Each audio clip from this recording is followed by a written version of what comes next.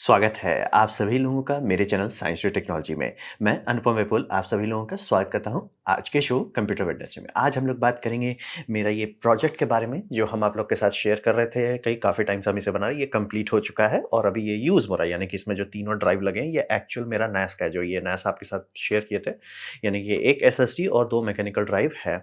तो इसके बारे में पूरा डिटेल आप लोग को दे देता हूँ और ऐसे मदद करूँगा ताकि आप कोशिश करूँगा कि आप आराम से अपना कोई का 3D प्रोजेक्ट बना लें। सिर्फ़ ट्रिंकेट्स नहीं, कोई डिज़ाइन खिलौना-विलौना नहीं, मतलब कुछ यूज़फुल चीज़ बना सकें।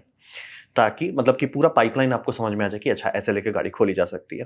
तो ठीक है, मेरे को क्या भूत काटा कि मैं ये बनाने लगा जबकि मेरे पास पूरी तरह से वर्किंग कंप्यूटर है, आप देख सकते हैं। तो हुआ ये कि 45 ड्राइव एक अच्छी कंपनी है, उन्होंने काफ़ी अच्छे-अच्छे प्रोडक्ट्स बनाए हैं।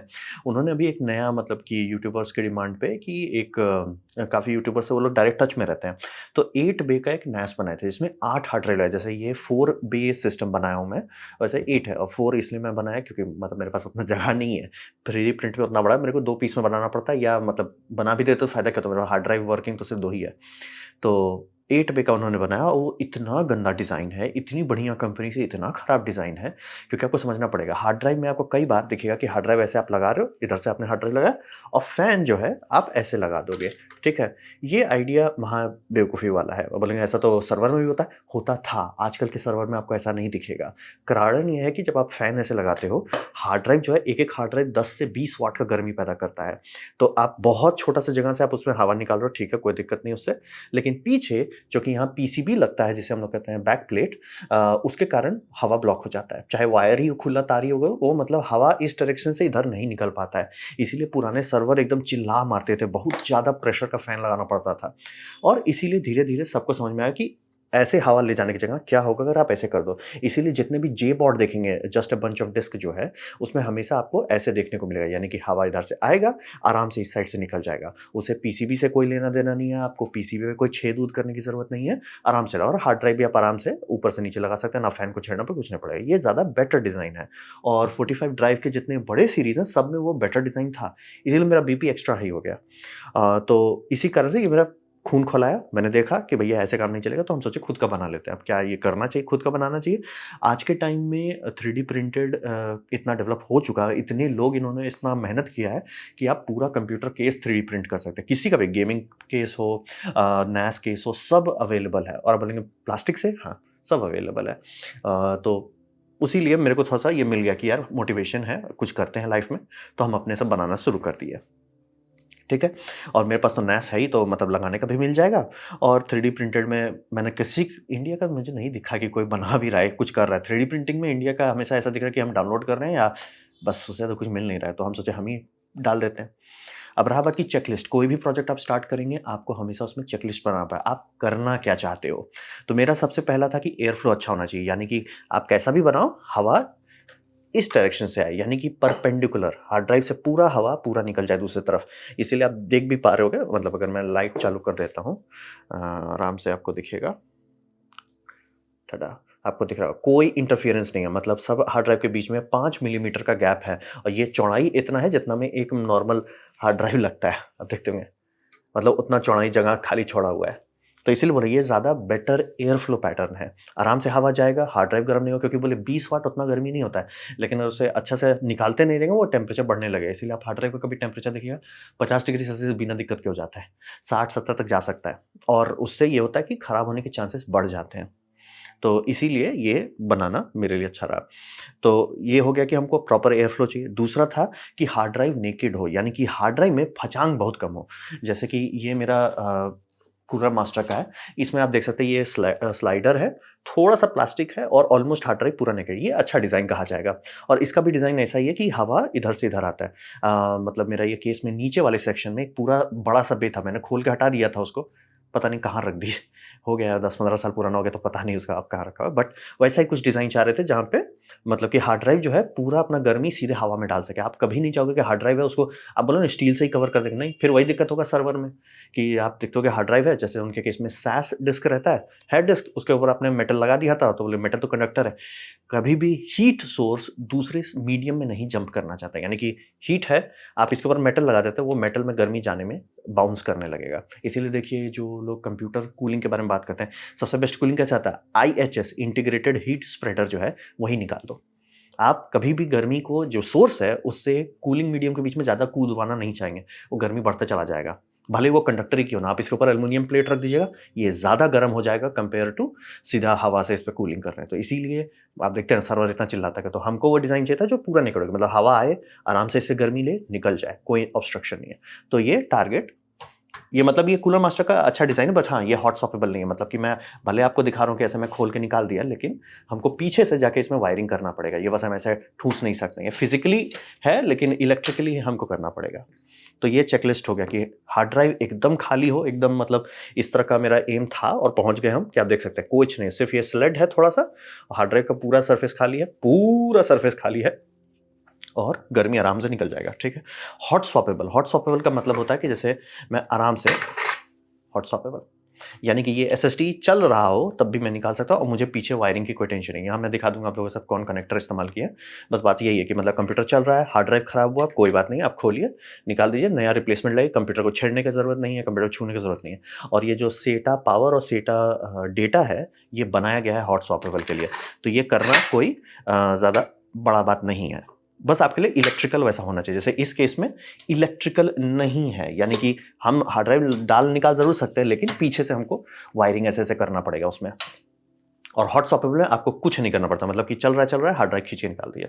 अब बोलेंगे क्या जरूरी होता है, सर्वर समय कंपलसरी होता है, क्योंकि बोल रहे हैं ना, आप अगर 100 हार्ड ड्राइव लेंगे आपका हार्ड ड्राइव मिलेगा। मेरे पास 4 मरा हुआ हार्ड ड्राइव है, एक हार्ड ड्राइव, 2 हार्ड ड्राइव और होना चाहिए, और कहाँ रख दिया, हाँ यही सब, तो 2 मरा हुआ हार्ड ड्राइव है। तो ये समझना चाहिए, हॉट स्वैपेबल हो और सारे तरह के हार्ड ड्राइव हो, क्योंकि हार्ड ड्राइव में भी बहुत टाइप आता है। जैसे मैंने आपको बताया, ये हो गया आपका 2.5 इंच वाला हो गया, ये हो गया स्लिम 3.5 इंच, और ये हो गया फैट 3.5 इंच। तो एटलीस्ट ये 3 तो मेरे पास ही है, तो ये तीनों तो सपोर्ट करें कम से कम। और इसीलिए स्लेड बनाना पड़ा, नहीं क्योंकि मतलब ये स्लिम को डालना और वो फैट को डालना हम बिना इसके नहीं बना पाए। आप लोग को कोई डिज़ाइन तरीका पता है 3D प्रिंटिंग में, जिसमें एक मोटा डिस्क भी डाल सकें, पतला डिस्क भी डाल सकें? इसके लिए अगर कचरा बनाना, प्रिंट करना पड़ता है, कोई टेंशन नहीं है। और 2.5 इंच जनरली एक ही 2 आप डालोगे तो ठीक है, that's accept. And again normal वाला नहीं चाहिए था, चाहिए था कि एग्जैक्टली उसी स्लॉट में लगे जिस स्लॉट में ये हार्ड ड्राइव्स लग रहा है। तो ये हो गया मेरा चेकलिस्ट, 4 चेकलिस्ट है। हवा आर पार जाए, हार्ड ड्राइव एकदम नेकेड हो, और ये हॉट स्वैपेबल पॉसिबल हो, और जितने मेरे पास हार्ड ड्राइव यानी कि 2.5 inch, 3.5 inch slim drive, 3.5 inch fat drive, और रहा बात आज के टाइम में आपको जितना बड़ा कैपेसिटी वाला ड्राइव है, 8 टेराबाइट से लेकर 22 टेराबाइट तक सब फैट होता है, तो इसीलिए फैट को सपोर्ट करना ज़रूरी था। तो ये तीनों सपोर्टेड हो, ये हो गया मेरा चेकलिस्ट। अब रहा बात कि कभी भी आप इस तरह कुछ काम कर रहे हैं तो ध्यान देना होगा, बस कूद मत जाइए।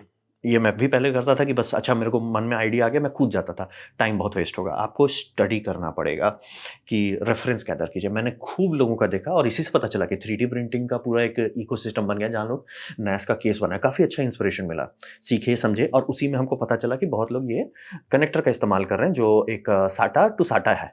अब हमसे मत पूछिए इसका यूज़ क्या है, बट लेकिन ये कॉमन चीज़ है जो काफ़ी मिलता है। ये आप आराम, और इसमें चूंकि स्क्रू होल है तो हम आराम से इसको रिलायबल तरीके से रख सकते हैं, ताकि आप आराम से हार्ड ड्राइव लो और उसमें उल्टा डाल रहे हैं क्या, हाँ आराम से लोग उसमें लगा दो, टडा, लग गया क्या, हाँ लग गया। हम स्लेड नहीं डाले थे इसीलिए, ये स्लेड वाला है तो ज़्यादा बेटर तरीका। तो वही रेफरेंस कलेक्ट करने के कारण ये मेरे पास पॉसिबल हो गया। ठीक है।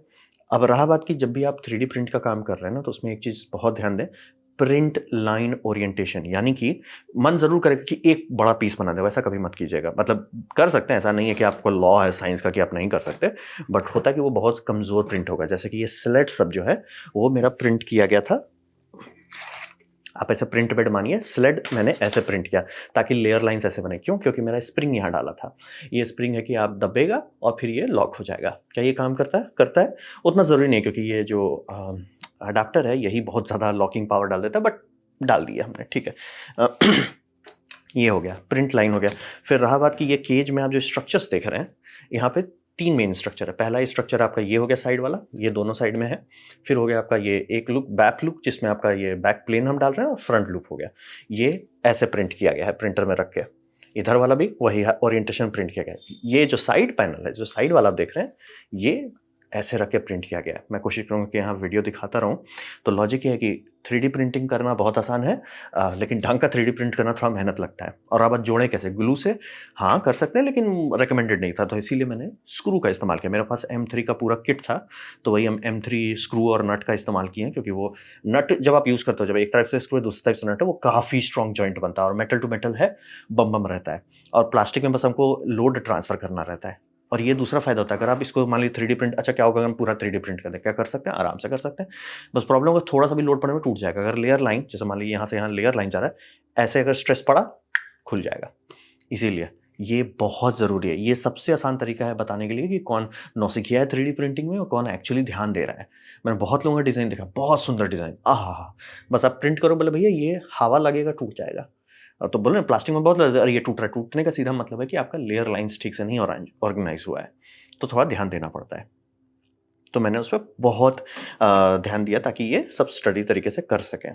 प्रिंटिंग लेयर्स का यहाँ पे होपफुली सब वीडियो दिखा रहा हूँ। प्रिंट लेयर आपको ध्यान देना होता है, तो ये काफ़ी अच्छा रहा ये करना। और रहा बात कि ये ऐसा क्यों कर रहे हैं? बैक प्लेन आता है मार्केट में, लेकिन वो कस्टम बनवाना पड़ेगा, या तो आपको कोई मान लीजिए सर्वर का बैक प्लेन मार्केट में कम दाम में मिल रहा है, उसके हिसाब से ये पूरा 3D प्रिंट करना पड़ेगा। उतना लॉजिकल नहीं था। यानी कि मैं ये चाहता था कि अभी आप लोगों को शायद शेयर करूँ, आप लोग चाहें तो 3D फाइल को खुद ही प्रिंट करवा लें, आपके घर में प्रिंटर है खुद ही प्रिंट कर लें।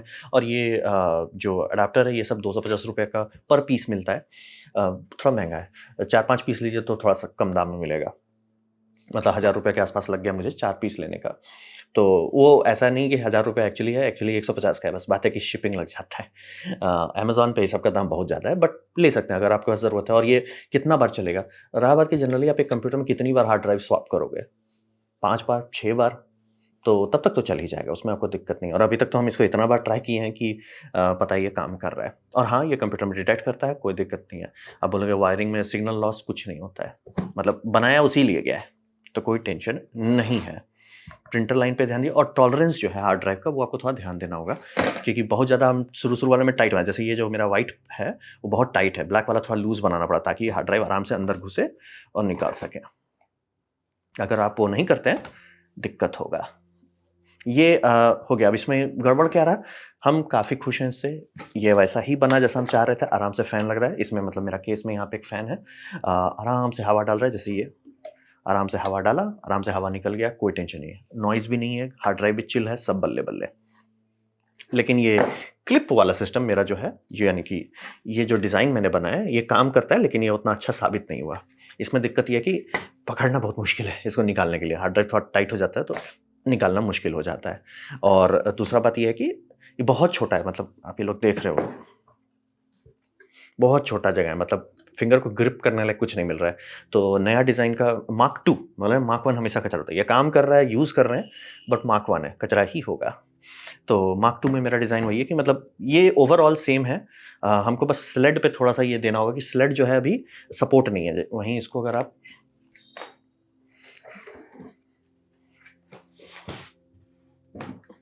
इससे कंपेयर करेंगे, तो इसमें आप देखेंगे कि स्लेड जो है, दिख रहा होगा, हाँ, इसमें स्लेड जो है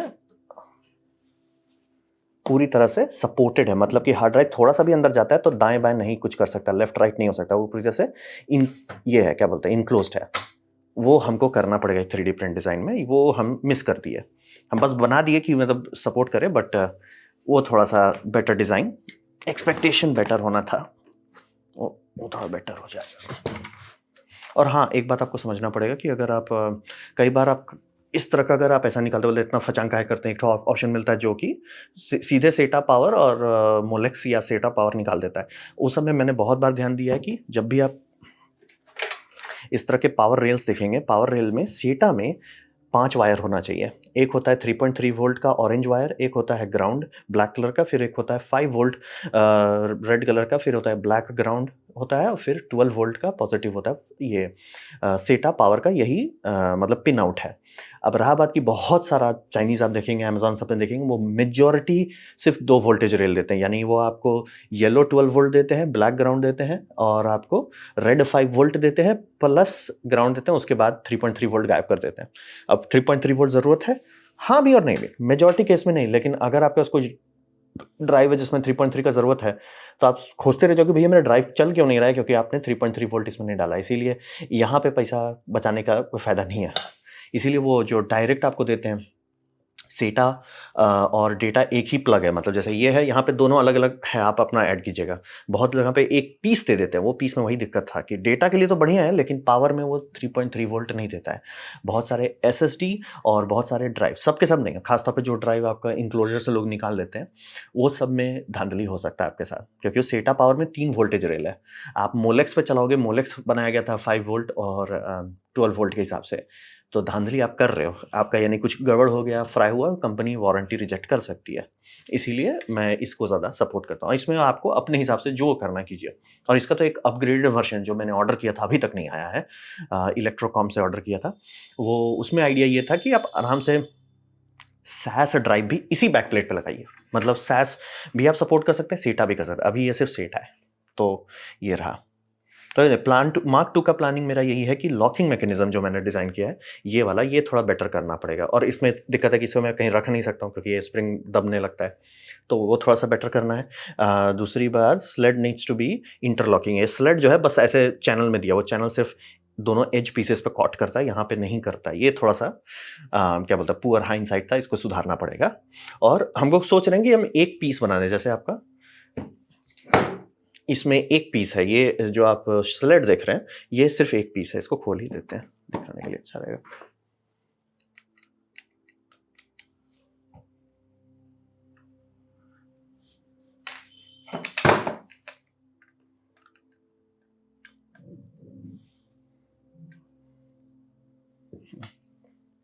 जैसे ये स्लेड एक पीस है, मेरे केस में मेरा डिज़ाइन जो है उसमें 2 पीस आपको लेना पड़ेगा, ये ज़्यादा फचांग वाला है।